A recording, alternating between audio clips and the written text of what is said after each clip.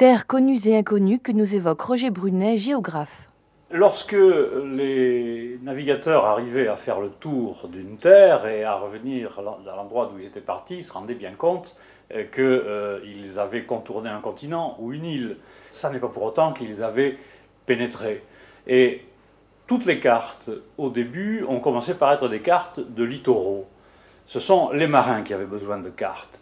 Au fond, ceux qui se promenaient sur Terre sans passer. Ils avaient peut-être tort, mais ils étaient beaucoup moins motivés que les marins. Alors, les marins, par définition, quand ils exploraient les territoires nouveaux, ils abordaient, ils suivaient les côtes, ils prenaient des mesures, ils abordaient dans des baies ou dans des caps, ils connaissaient, ils faisaient le dessin de ça, mais ils n'avaient guère la possibilité d'aller à l'intérieur, et l'intérieur était terra incognita.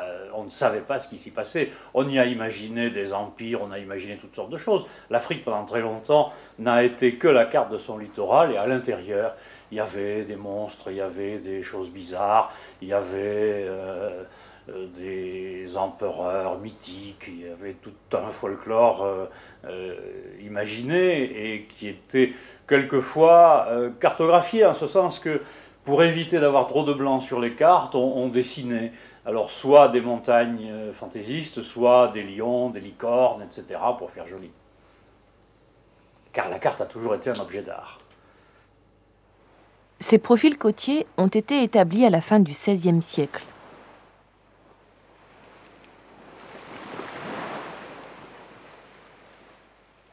Grâce aux instruments de mesure, les cartes se précisent.